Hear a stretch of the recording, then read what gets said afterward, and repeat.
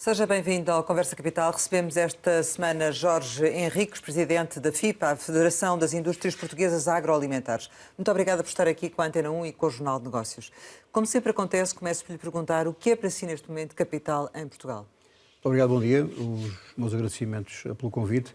Bom, naturalmente que eu considero que o que é fundamental para Portugal era, de uma vez por todas, definirmos um desígnio para o país. Para onde é que queremos ir, o que é que queremos fazer e que meios queremos envolver para a construção desse desígnio. É algo que eu gostaria que acontecesse, mas que me parece que está a demorar tempo demais a chegar. No curto prazo temos outras preocupações, claramente, e que envolvem nomeadamente a inflação. Tivemos conhecimento esta semana de dados relativos à inflação de outubro, que abrandou 2,1%, e para este valor contribuiu a quebra dos preços dos produtos alimentares e dos combustíveis. Esta quebra, por sua vez, teve também na base a consequência da aplicação do IVA zero ou não? Bom, em parte, sim. O facto de um conjunto de 40 e tal produtos tem com IVA zero tem um contributo importante para a inflação. Aliás, há uma coisa que é importante dizer, e é importante que os portugueses e todos nós, de uma vez por todas, tenhamos consciência.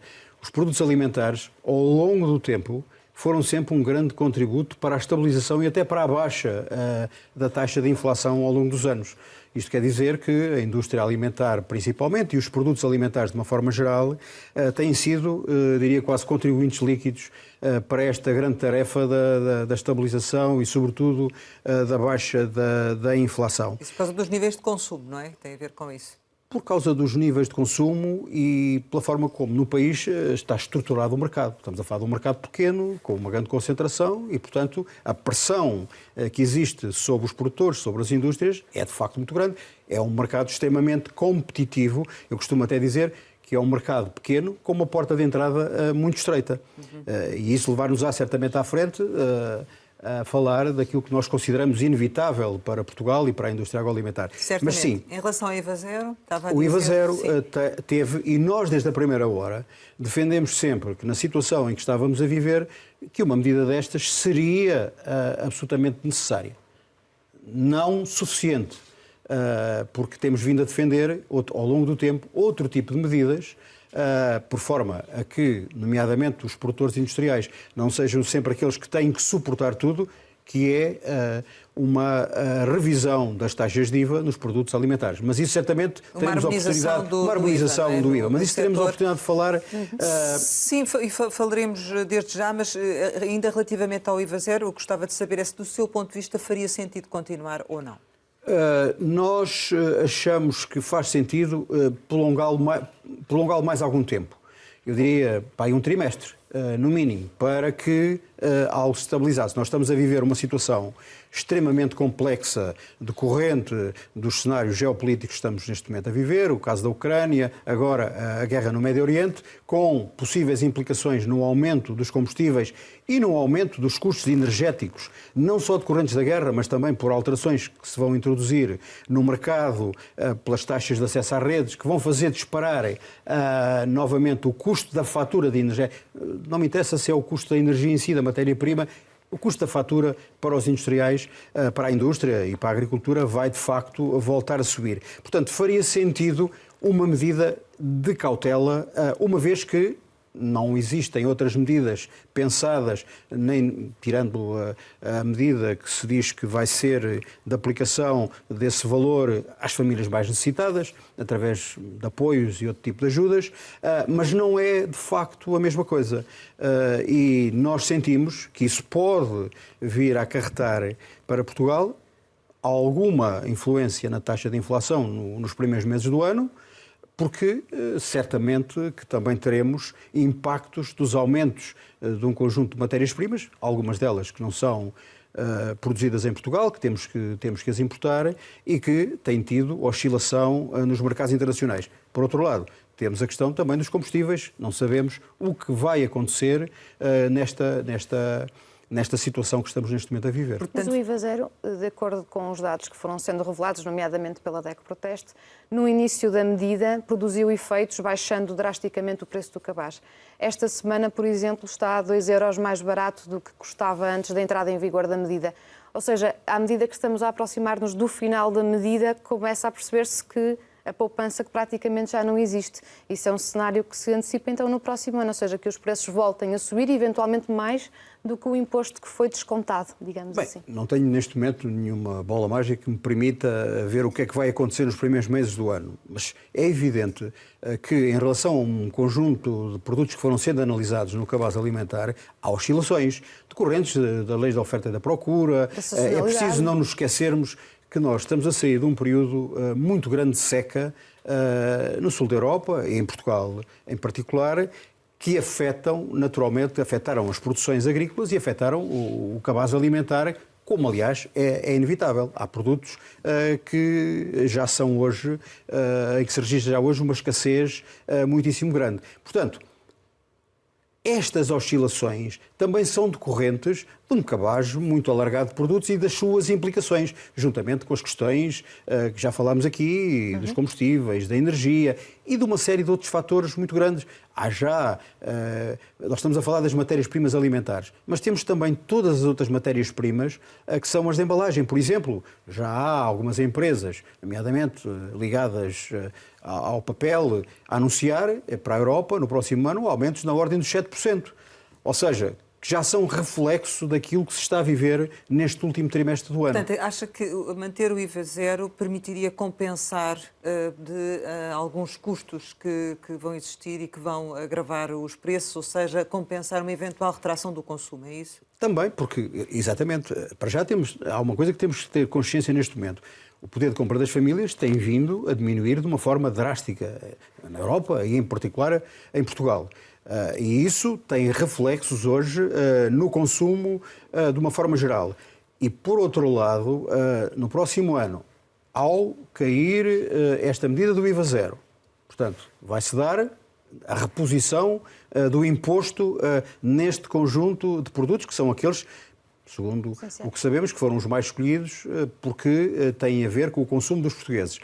Juntamente com alterações em várias áreas, naturalmente que vão afetar o poder de compra dos portugueses, vai haver uma subida dos preços, inevitável, mais que não fosse só pela reposição, pela alteração do IVA, mas também pela situação que estamos a viver neste momento e que ainda é, do ponto de vista do reflexo nas matérias-primas alimentares e nas matérias-primas de embalagem. Não nos podemos esquecer que hoje muito do que comemos é embalado em várias matérias, vidro, plástico, papel, etc., que já estão a ter aumentos anunciados. E vai ter impactos e vai levar ao aumento do preço, juntamente, ou seja, no fundo, isto vai levar a uma subida da inflação, digamos assim. Eventualmente sim, as perspectivas são de que sim, que pode vir a acontecer um aumento de inflação, não sabemos ainda de quanto, e isso de facto vai acontecer, e que medidas poderão ser tomadas, não estamos a ver no curto prazo.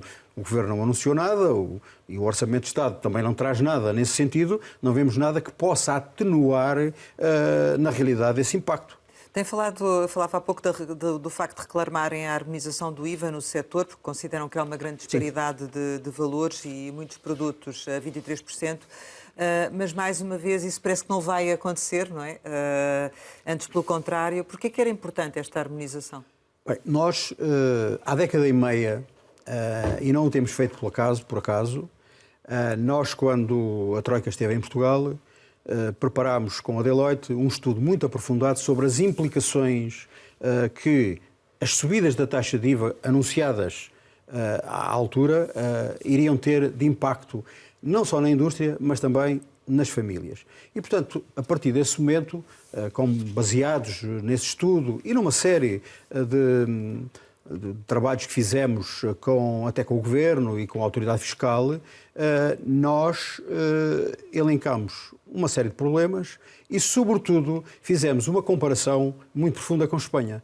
Para não irmos mais longe, estamos aqui num espaço ibérico, com uma fronteira que hoje não existe, com uma flutuação de consumidores de um lado para o outro, nomeadamente de cá para lá, E há uma coisa, em Espanha não há produtos a 23%. Aliás, o IVA é 20% em Espanha e só estão meia dúzia de produtos que são aqueles que, inclusivamente, a União Europeia determina que devem estar nas taxas máximas. Tudo o resto ou está na taxa reduzida, que em Espanha é de 4%, e há alguns na taxa intermédia, que é de 10%.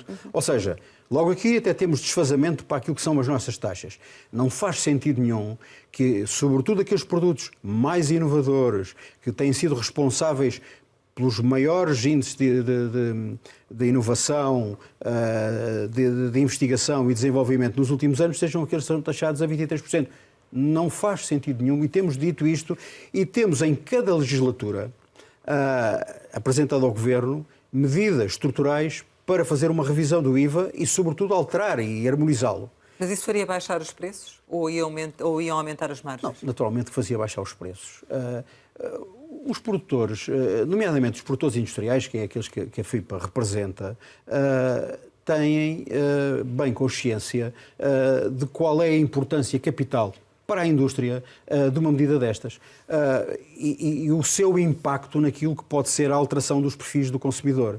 E, portanto, não passa pela cabeça de ninguém aproveitar descidas de IVA para os interiorizar e metê-los nas suas contas e nos seus resultados. Não é esse o objetivo. O objetivo é sermos competitivos, em primeiro lugar, no espaço ibérico e, por outro lugar, algo que eu tenho vindo a dizer ao longo dos anos, que é ganharmos algum oxigénio para fazermos algo que é absolutamente importante num mercado pequeno como este, que é sairmos para o exterior, é exportarmos mais e algumas das empresas que tenham capacidade internacionalizarem-se. Estes são dois objetivos também verdadeiramente incontornáveis. Eu comecei por dizer no início do programa que aquilo que considerava importante para Portugal era que Portugal definisse de uma vez por todas um desígnio, e este desígnio para a indústria agroalimentar é absolutamente fundamental. É alargar o seu mercado e o seu espaço de comercialização dos seus produtos e, em algumas circunstâncias, de internacionalização das suas empresas, aquelas que têm capacidade para o fazer. Mas, a seu ver, o que é que está a impedir que essa medida que sugerem já há várias legislaturas seja aplicada? Quais são os principais entraves que Hoje, a propósito se de tudo, encontram? diz-se que há preconceitos ideológicos. Aqui não há nenhum preconceito ideológico, há um preconceito fiscal. Ou seja, em Portugal, quando não se sabe fazer mais nada, lança-se um imposto ou lança-se uma taxa. É por isso que temos 4.000 e tal taxas e temos impostos para tudo e para nada e, portanto, não há uma vontade clara de ver o impacto que isso pode ter para um setor estratégico para Portugal. Um dos setores que tem contribuído de uma forma extremamente positiva para a economia, para o valor acrescentado e para o emprego nacional, não há vontade de fazer essa alteração. Ou não tem havido vontade. Eu prefiro dizer que não tem havido vontade. Ou não tem havido capacidade, disponibilidade para o fazer. E nós também pensamos que medidas deste tipo não é no Orçamento de Estado que são alteradas. O Orçamento de Estado faz a revisão do orçamento e aplica-o de acordo com as circunstâncias. Mas só faz para o ano em curso também, não é? E faz para o ano em curso. Nós achamos que isto é estrutural. E por isso é que nós, no início de cada legislatura, publicamos uma série de prioridades estratégicas para a indústria, as divulgamos, discutimos-las no Parlamento. Primeiro discutimos-las com os partidos, apresentámos-las, discutimos no Parlamento e depois apresentámos-las ao Governo. Foi o que fizemos para esta legislatura, como tínhamos feito para as anteriores. E nesse documento, um dos capítulos é a adequação da política fiscal à competitividade. E está elencado dois princípios basilares que têm a ver com os impostos especiais ao consumo e com as alterações do IVA. Já agora, diga-me, nessas conversas, depois, essas conversas têm resposta ou ficam por aí? Não, quer dizer, tem havido sempre, e eu estou a falar disto já há muito tempo. Sim, ou seja, no último governo, antes da Troika, nós apresentámos um estudo porque estava na mira o aumento do IVA. Ou seja, estamos sempre a falar e sempre a lutar contra aumentos e consequências desses aumentos do IVA. A minha questão é se os partidos lhe dizem que vão apresentar alguma proposta nesse sentido, se o Governo lhe responde a dizer que sim ou que não. Na maior parte das circunstâncias, sim. Os governos têm dito ao longo da história recente, que sim, é algo que tem que se ver. Mas nesse os caso, resultados... o seu interlocutor é o Ministro da Economia? É o Ministério da Economia? Nós temos-nos articulado com o Ministério da Agricultura, que de alguma maneira, e neste momento até o Ministério da Agricultura e da Alimentação, e no passado também, com o Ministério da Economia, com o Secretário de Estado dos Assuntos Fiscais, ou seja, nós percorremos todas, não é todas as capelinhas, mas tudo aquilo que hoje é a tutela do agroalimentar, incluindo a saúde, porque a saúde também tem tido, em matéria dos impostos, nos últimos anos, bastantes implicações. Mas não tem, portanto, a indicação de que algum partido vá fazer alguma proposta nesse sentido ou que o Governo avance de alguma forma? Todos os partidos nos têm manifestado que, de facto, a forma como o IVA está estruturado nos produtos alimentares não faz sentido mas e que tem que ter uma revisão. Mas na Comissão de Acompanhamento os partidos levantaram várias questões na apresentação que fez, penso, Manuel Tarré, numa comissão parlamentar recentemente, sim. Apresentaram várias críticas por colocar no mesmo patamar produtos completamente diferentes. Não houve uma receptividade total. Não, mas mesmo a questão dos produtos diferentes não faz sentido. Eu penso que não pode haver nenhuma comissão de ética, nem nenhuma comissão moral para definir que este produto merece ter uma taxa de X ou uma taxa de Y. Não é assim, por exemplo, que se passa em Espanha. E não é por acaso que Espanha é hoje uma grande potência em termos da produção industrial alimentar e das suas exportações, porque tem sabido compreender aquilo que são as necessidades dos consumidores e a necessidade da indústria e de fazer crescer a sua base industrial. Portanto, e não há aqui uma questão ideológica, porque sabemos que governos têm estado nos últimos anos em Espanha e todos eles têm defendido a sua base industrial agroalimentar. Portanto, essa ideia de que há produtos que têm o mérito de ter um IVA muito baixo, até se possível IVA zero, e outros têm que ter um IVA muito alto. Essa é algo que nós não achamos relevante, não tem nenhum mérito, não tem nenhuma base científica, é, aliás, um mero pretexto para fazer ou aumentos de IVA ou a manutenção de IVA em escalões absolutamente impróprios, como aqueles que acontecem em Portugal. Não faz sentido nenhum e nós temos repetido até a exaustão, com o acordo de muitas entidades. E acordo nessa comissão onde estive, que há posições, quase todos os partidos, que comungam da nossa posição de que não faz sentido haver produtos alimentares no IVA máximo de 23%. Aliás, acompanhámos a CIP nestes últimos tempos, na defesa, inclusivamente, de uma coisa que é todos os produtos devem estar a taxa reduzida. Ponto. Não é pela via do IVA que o país se vai reestruturar, que o país se vai reorganizar naquilo que é a sua despesa. Mas é por via do IVA que tem tido receitas... Sim, mas porque nós temos andado sempre atrás da receita, nunca temos olhado... Que é o que vai acontecer no próximo orçamento, não é? Exatamente, nunca temos olhado para a questão da despesa, sobretudo no sentido de tornar o Estado mais eficiente e menos despesista e com custos menores. É isso que se faz nas empresas. É importante dizer isto. Na indústria agroalimentar, nas últimas 2 décadas, fizemos algo que o Estado não fez. A indústria reestruturou-se para ser mais competitiva, para poder estar nestes desafios que temos e, sobretudo, a balançar-se a nível internacional, nomeadamente no campo das exportações. Não é isso que temos visto do lado do Estado. Quando estamos a falar da reestruturação é tornar o Estado eficiente. Não estou a falar se é mais pessoas ou menos pessoas. Não entramos nessa discussão porque grandes políticos e grandes eminências não foram capazes de o fazer. Não entramos por aí. Entramos face ao custo que nos custa hoje este Estado ineficiente que temos, como é que é possível torná-lo mais eficiente, mais produtivo e, naturalmente, com uma receita que não tenha que estar a aumentar todos os anos para termos serviços em cada ano pior que no ano anterior. Mas faria sentido, por exemplo, não mexer no IRS e reduzir o IVA? Fazer ao contrário daquilo que é suposto acontecer? Vamos ver. Penso que nós já entramos na questão do Orçamento de Estado e nós temos que ser justos. Há 2 medidas no Orçamento de Estado que são, do nosso ponto de vista, de aplaudir. Uma é a receita, é a dívida pública. Portanto, uma vez por todas, o país tem que encarar este flagelo que é de redução da dívida pública. E outra é a questão da diminuição das taxas do IRS. Portanto, estes são aspectos absolutamente positivos que nós não deixamos de sinalizar. Mas são absolutamente insuficientes. Porque do lado do crescimento e do lado da competitividade não há no Orçamento de Estado nenhuma medida que se possa dizer é uma alavanca para Portugal crescer mais, para Portugal ter uma produtividade maior.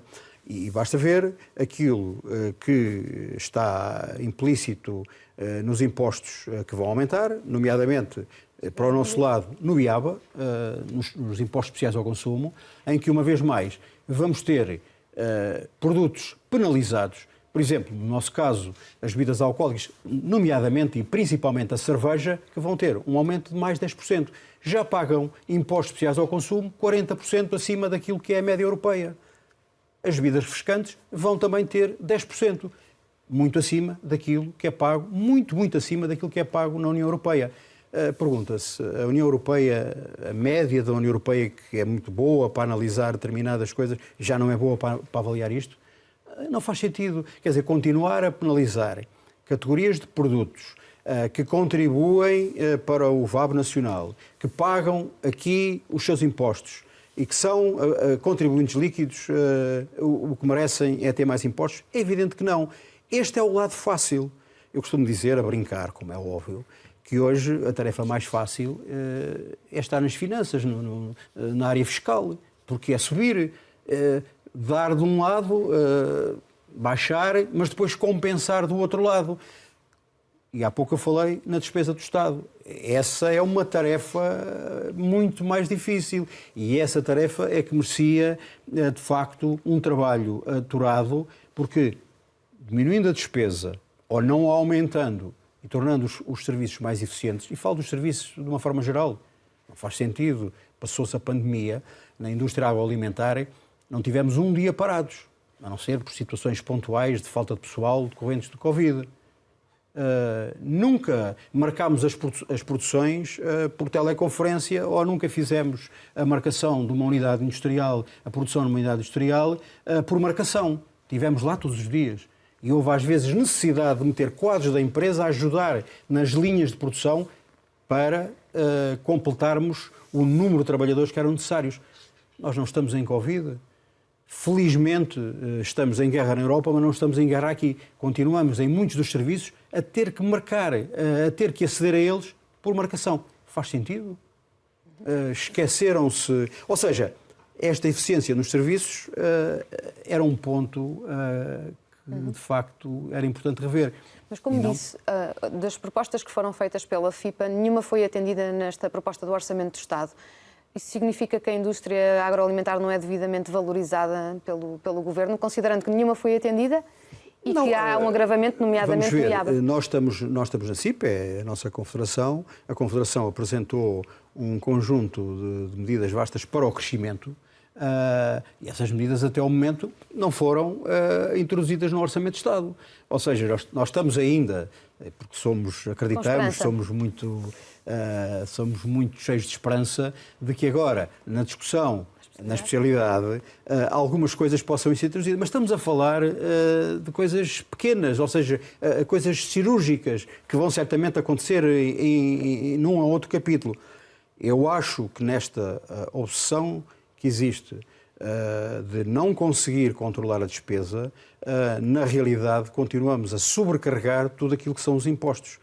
E, portanto, os portugueses não vão estar... Se este Orçamento de Estado não tiver agora algumas alterações em algumas matérias, eu já nem falo da questão do IUC, mas, por exemplo, relativamente às tributações autónomas, é absolutamente inacreditável. Porque quando falamos de IRC, às vezes esquecemos que há as derramas, que há as tributações autónomas, que há um conjunto que as empresas têm que pagar.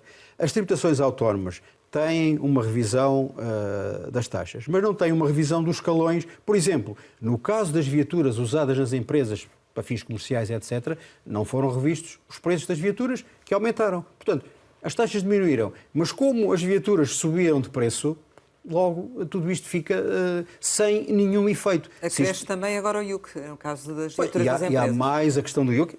E é importante dizer uma outra coisa. Não são apenas os privados,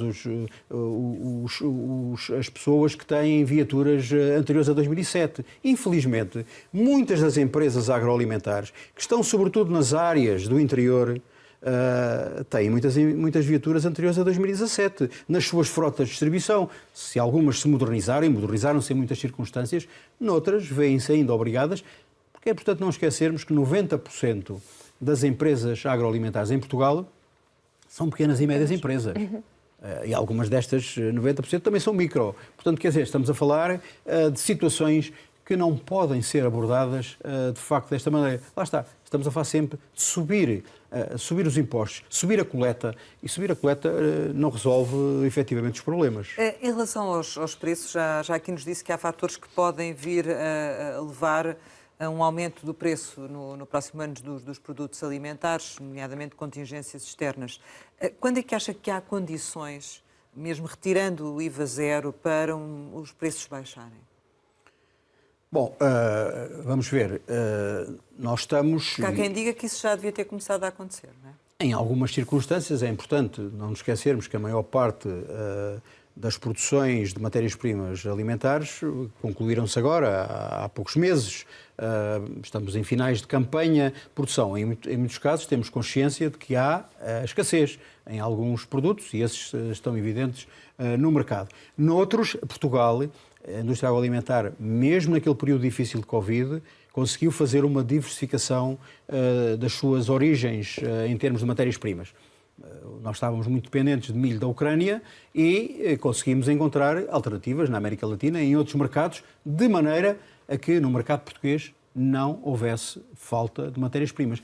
Mas é importante também não esquecermos que muitos industriais, que muitos importadores, naquele momento da fase Covid, compraram em mercados futuros e compraram em período de alta. Eu costumo dizer, nessa altura... Por isso daí a minha pergunta. Nessa altura pressionaram-nos para que não houvesse faltas no mercado. Ninguém nos perguntou a quanto é que íamos comprar, a quanto é que tínhamos que comprar.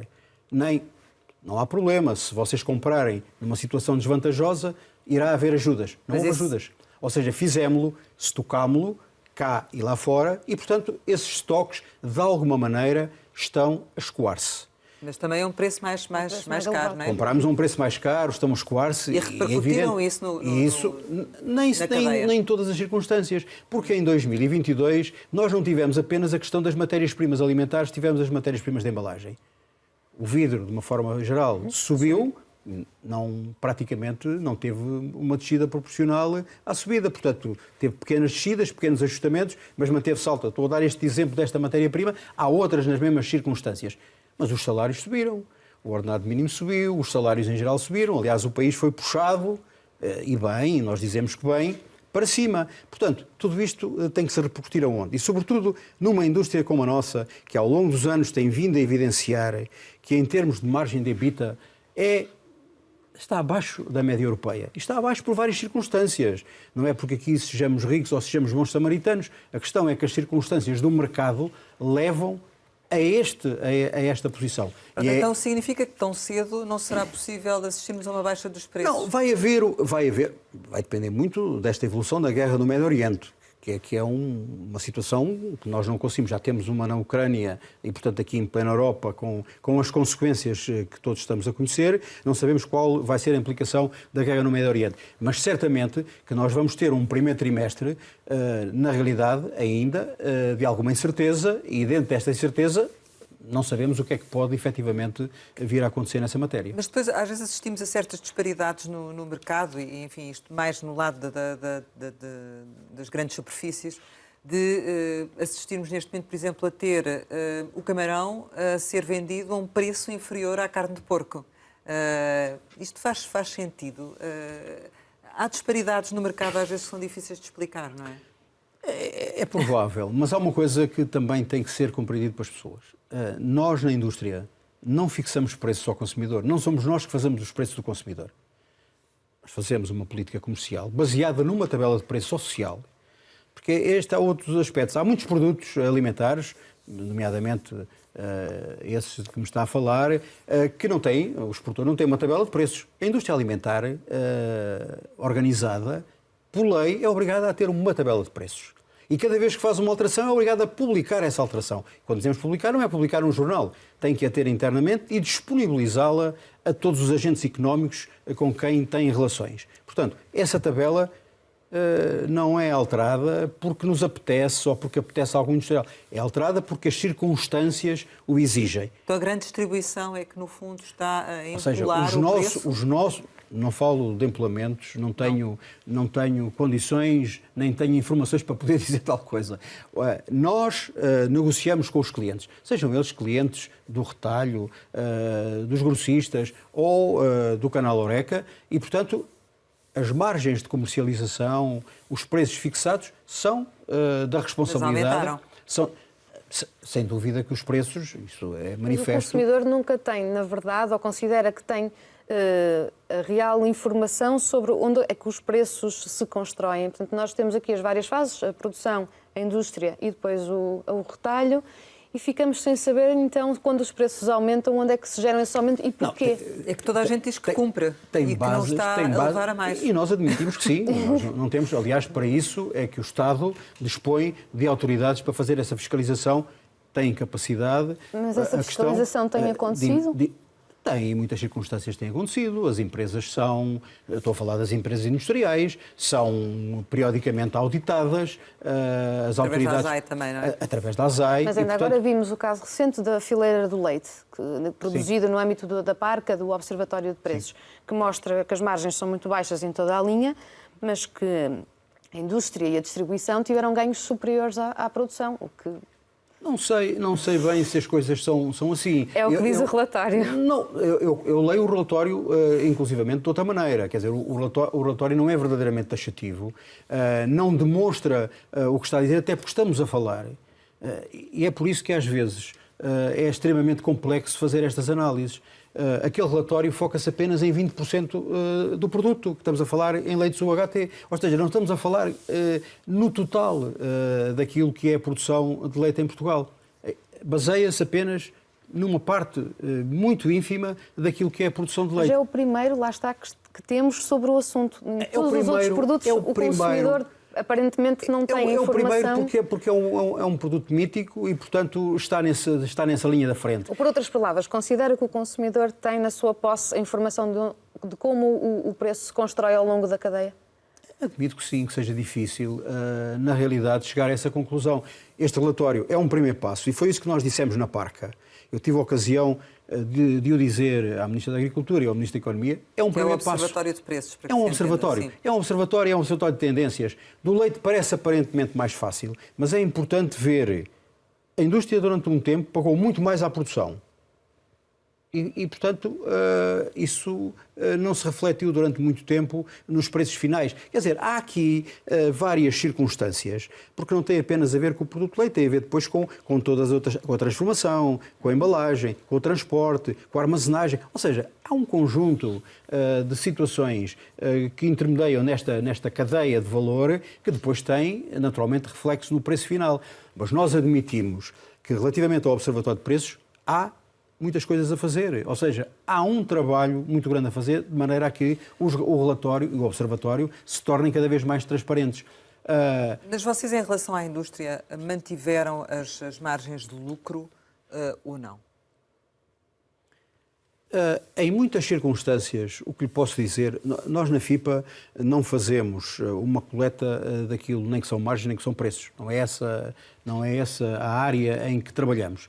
Vamos vendo as tendências do mercado, analisamos, sobretudo, o preço das matérias-primas a nível internacional, que é uma situação aberta, e aí fazemos sim uma compilação. Não entramos propriamente nesse detalhe das margens, mas admito que, efetivamente, durante este período de 2 anos, para não falarmos para trás, que iríamos agora prolongar esta conversa muito no tempo, o que as indústrias fizeram foi incorporar muitos dos aumentos dos custos de matérias-primas.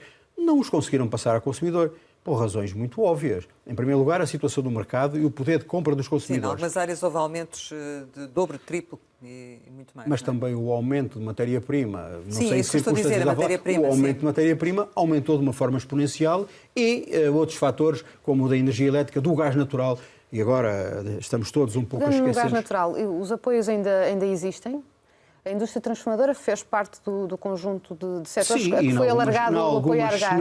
Em algumas circunstâncias, sim, mas noutras, nomeadamente na questão de cogeração, a situação não se resolveu da forma como nós estamos a falar da cogeração, sobretudo em termos de energia, de vapor, etc., não se resolveu na forma que nós desejaríamos no apoio às empresas. Ou seja, os custos neste período foram, na realidade, verdadeiramente astronómicos. Não só das matérias-primas, como até em algo que estaria aqui possível de ser resolvido. Estamos a falar da questão das descargas e descargas dos portos nacionais, que tiveram custos verdadeiramente astronómicos, porque são a questão das taxas, a questão da ineficiência dos portos a nível nacional. Nós fizemos muita rede de autoestradas, mas nunca nos ocupámos das infraestruturas portuárias de uma forma da sua modernização. E hoje estamos a pagar essa fatura. Não resolvemos o problema em Lisboa da privatização da área de silos em Lisboa e, portanto, temos tido a consequência com greves, com transtornos a vários níveis, com outras ineficiências dos portos. E tudo isso, naturalmente, se vem a refletir na parte final, que é o quê? O preço que chega ao consumidor final. Mas respondendo diretamente à sua pergunta, o que nós temos consciência é que as empresas, e isto não é apenas tirar para fora da boca uma desculpa qualquer, têm vindo a fazer um enorme sacrifício por forma a que os produtos não aumentem em linha do que aumentaram o custo das matérias-primas. E depois também há outra questão. O mecanismo de preços não é a mesma coisa que, por exemplo, os combustíveis na bomba de gasolina, que alteram semanalmente. Os produtores industriais têm, em algumas circunstâncias, a hipótese de negociar uma vez por ano os seus acordos. Negociam-nos e eles vigoram por aquele período, salvo se houver uma catástrofe ou uma outra qualquer situação. De resto, durante aquele período que acordaram, e mesmo a nível de exportação, os acordos são feitos dessa forma. Pois, e portanto, por isso negociaram em alta e isso ainda se reflete atualmente nos preços, não é? Naquela altura. Agora, a questão é se efetivamente há também depois compreensão ou a mesma perspectiva do lado da distribuição, não é? Porque assim, nesta cadeia todos têm que estar alinhados. Estão todos realmente alinhados com os mesmos pressupostos ou não? Bom, a palavra alinhado é uma palavra complexa que pode ter várias leituras. O que eu estou a dizer é que a relação com os clientes, com a grande distribuição, naturalmente nos últimos anos tem vindo a melhorar. Muitas das dúvidas e até de algumas questões que se foram colocando ao longo dos anos têm vindo a ser resolvidas, naturalmente, em linha com a legislação. Não podemos esquecer que houve uma alteração profunda das práticas individuais restritivas do comércio, da legislação que regula a relação entre os agentes económicos, com uma intervenção. Eu, quando estou a falar disto, não estou a falar para o lado da distribuição, estou a falar para os dois agentes económicos. Nunca estou apenas a pensar no ponto final desta linha de convergência. Há, de facto, um melhor entendimento neste relacionamento e a aplicação da legislação é, na realidade, de saudar o respeito por essas práticas e, sobretudo, uma convergência em relação às boas práticas. Aliás, eu, dentro da CIP, estive na origem do Código de Boas Práticas, que tem um aspecto interessante em Portugal, que não aconteceu na Europa, que foi que todas as partes, desde a agricultura até à indústria e à distribuição, se sentaram sobre uma mesa e criaram o Código de Boas Práticas e um grupo de governance, que neste momento é coordenado pela CIP também, e que deu os primeiros passos no sentido de estabelecer um código. É evidente que depois as diretivas europeias vieram também acelerar e aprofundar esse conhecimento. Eu diria que há, digamos que um relacionamento mais transparente, mas há uma lei que é a lei de mercado, quer dizer, os agentes económicos entre si têm a capacidade ou não E não podemos esquecer-nos de uma coisa que eu disse aqui inicialmente. 90% do tecido industrial nacional agroalimentar são pequenas e médias, que têm a força que têm e, portanto, estão a fazer o seu melhor para que esta relação funcione. Neste contexto, como é que é previsível que acabe em um ano em termos de volume de negócios? Bom, é bom que traga isto, porque eu tenho vindo a dizer nos últimos tempos que devíamos sempre começar por como é que estão as vendas, como é que está a situação comercial do país. Tem havido dificuldades no quadro interno, pelas razões que já estamos aqui a falar, a diminuição do poder de compra. Nós fechamos, não estão ainda os números totalmente certos do lado do INE, mas acima dos 18 mil milhões de faturação total na indústria alimentar e bebidas. Não estou a falar do agroalimentar, estou a falar apenas indústria agroalimentar e bebidas. Transformados. Acima dos transformados, acima dos 18 mil milhões. Tínhamos uma perspectiva deste ano a nos aproximarmos dos 20 mil milhões. Entre 19 e 20 mil milhões. Portanto, com algum crescimento, ainda que tenue, que tem vindo a abrandar nos últimos 3 meses do ano. Mas vão conseguir? Estamos esperançados e há aqui também que dar um desconto àquilo que foi a inflação. E estão a contar com o último trimestre também, não é? Estamos a contar com o último trimestre. Simpático. Nas exportações, o ano passado, nós temos sido do setor que, em termos de exportações, mais tem crescido. Dos setores transformadores a nível nacional.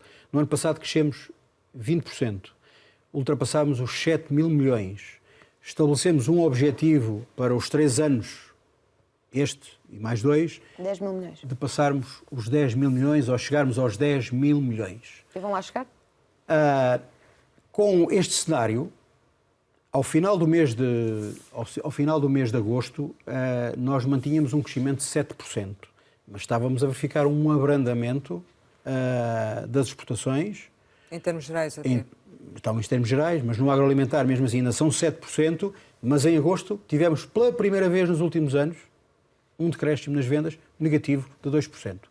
Significa que há um abrandamento na Europa, nomeadamente naqueles que são os nossos principais consumidores, que são o mercado espanhol, que quase representa 29% das nossas vendas, e a situação na Alemanha, a situação decorrente de toda esta desaceleração na Europa, mais a questão do Brexit, o mercado inglês, que era também um mercado importante. Ou seja, isto demonstra uma coisa. E por isso lhe falava do desígnio, da ambição que temos que ter enquanto país. Se nós colocássemos algum do nosso esforço, e não falo do lado exclusivamente da indústria agroalimentar, eu falo do país.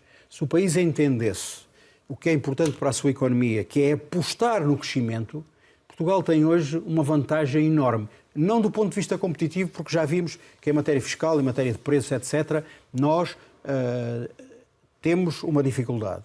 Mas temos uma coisa que é importante e que às vezes não é reconhecida aqui internamente. É a qualidade dos nossos produtos, o valor nutritivo e, sobretudo, a adaptação... Mas quem é que não está a cumprir o seu papel nesse domínio? O Estado. Em termos de investigação e desenvolvimento, em ID, se virmos agora o Orçamento de Estado e virmos nos últimos anos, de facto, o ano passado, em matéria de investigação, nós conseguimos passar o patamar dos 4 mil milhões. Efetivamente, em termos internos, é um recorde. Mas destes, 62% é privado. O Estado, portanto, público, são apenas todo o restante que representam, em termos do PIB, 0,74%.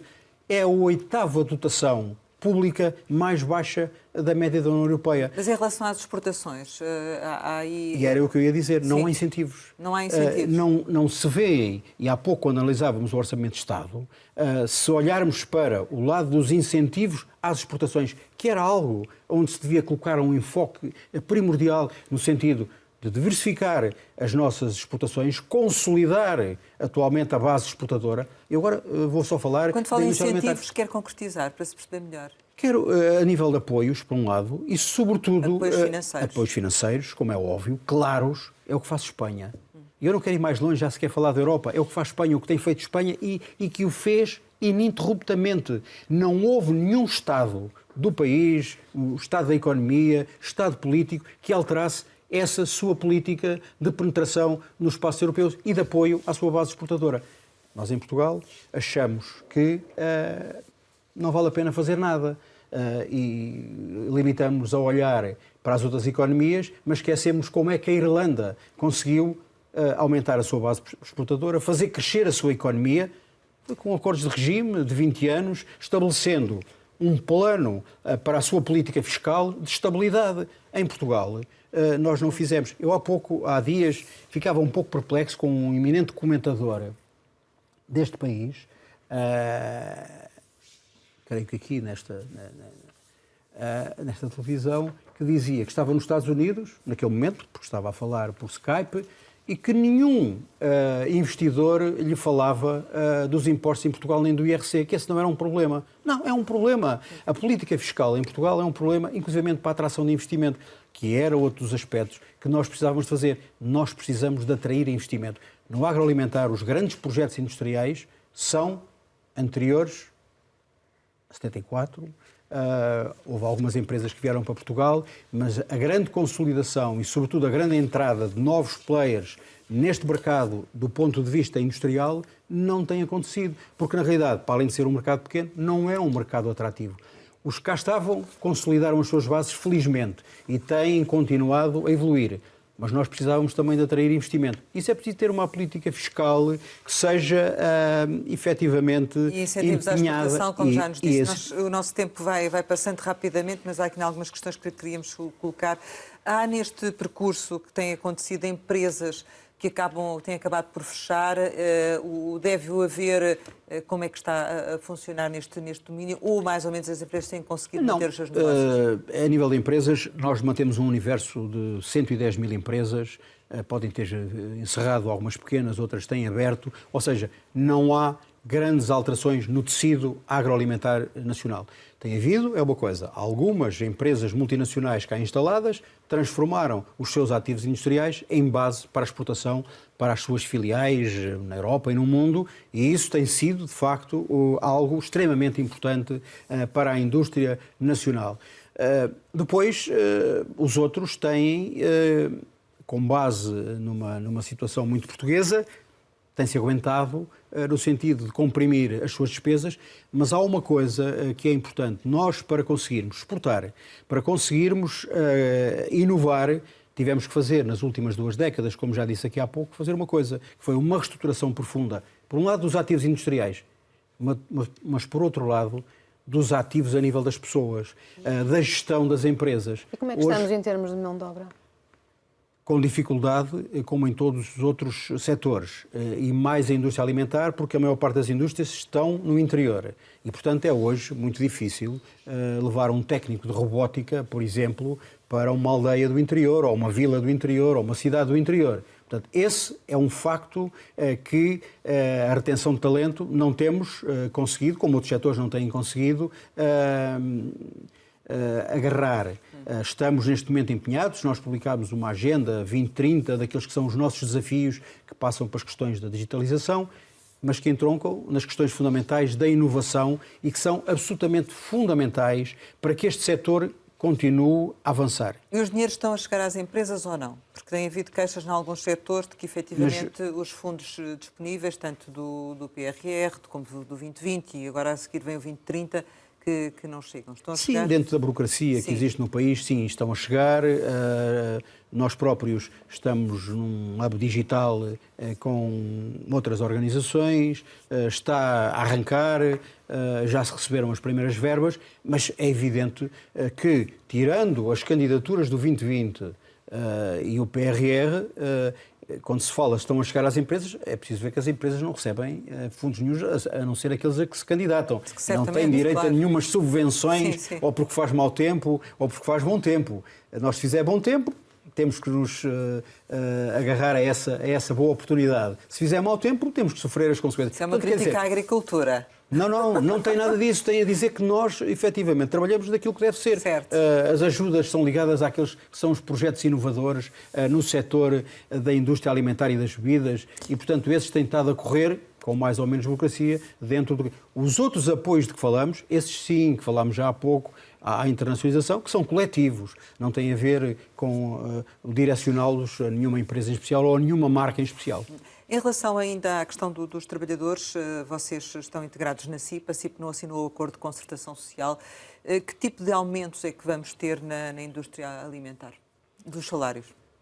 Bem, não lhe posso dizer, porque não estou na cabeça dos empresários, nem nós, no caso da FIPA, não fazemos nenhuma recomendação às empresas do que devem fazer. As empresas têm, digamos, as suas estratégias e têm a sua política salarial.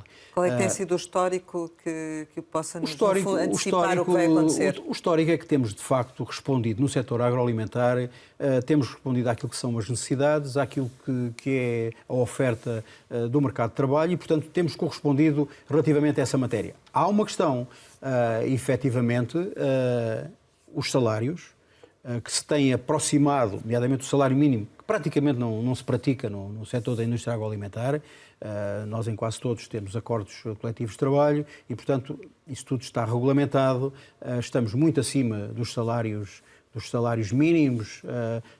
Não é essa a questão. Respondendo à sua pergunta, sim, não assinou, mas há uma coisa, os empresários têm a liberdade de aplicarem as suas políticas salariais de acordo com aquilo que é a sua rentabilidade, a sua competitividade e aquilo que são os seus objetivos em termos de mercado.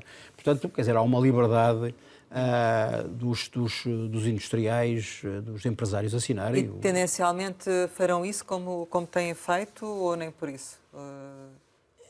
Vamos ver.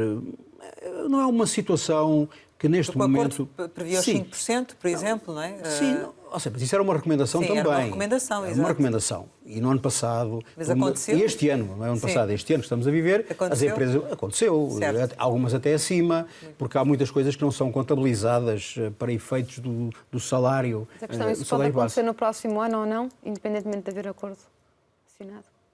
Há liberdade total. O não assinar não condiciona nada, o assinar também não condiciona coisa nenhuma.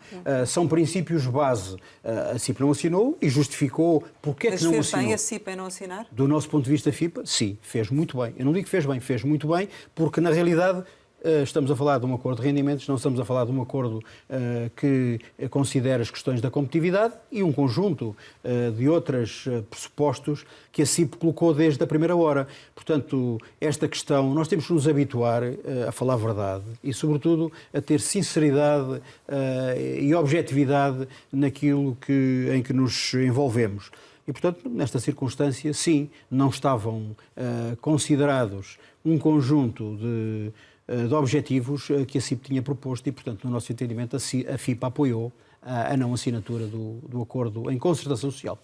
Queria-lhe perguntar, praticamente para concluirmos, se está com alguma preocupação adicional em algumas áreas em função daquilo que são, efetivamente, o contexto internacional e nacional dos próximos tempos. Não, preocupa-nos, sobretudo, aquilo que possa ser a evolução das matérias-primas nos mercados internacionais.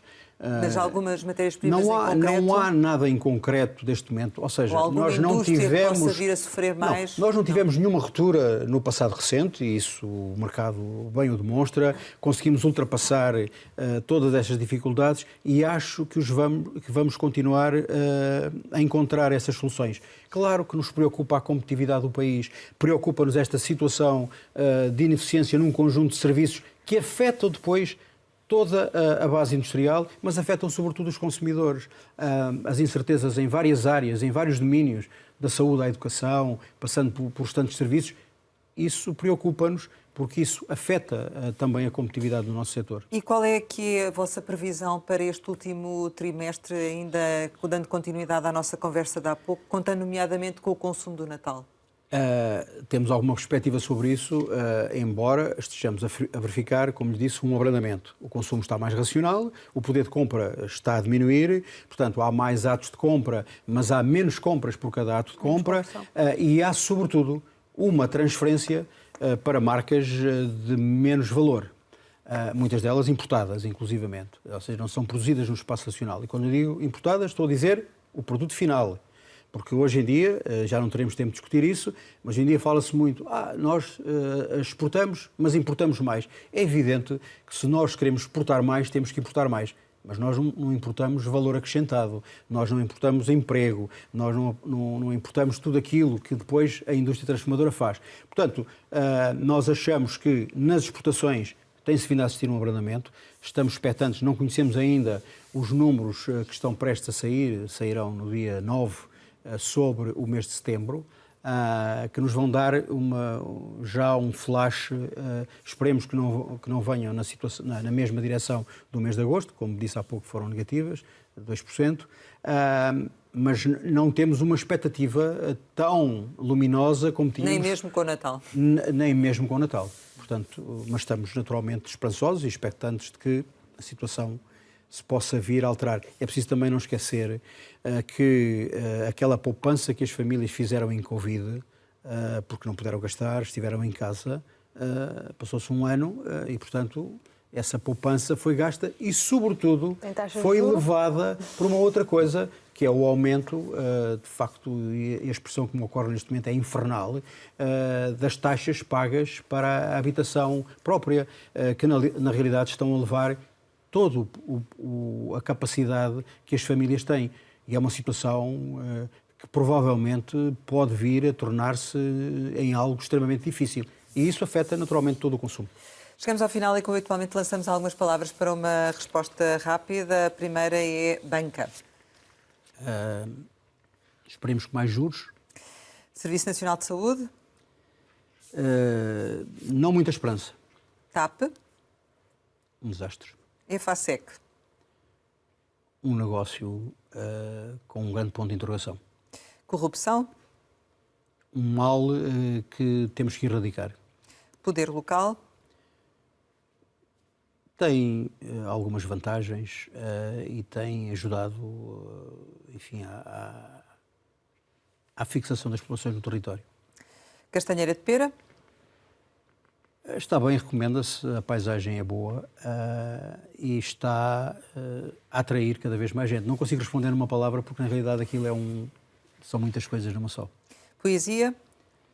Herberto Helder. Família. É aquilo que resta quando tudo se vai. Reforma. Não tenho. Saudade. Saudade é uma palavra portuguesa e eu prefiro pensar em futuro. Benfica. Espero que seja campeão. Portugal. Mais do que campeão, um país vencedor. Jorge Henriques, muito obrigado por ter estado aqui com a Antena 1 e com o Jornal de Negócios. Pode rever este Conversa Capital com o Presidente da FIPA, a Federação das Indústrias Portuguesas Agroalimentares, em www.rtp.pt. Regressamos para a semana, sempre neste dia, esta hora, e claro, contamos consigo.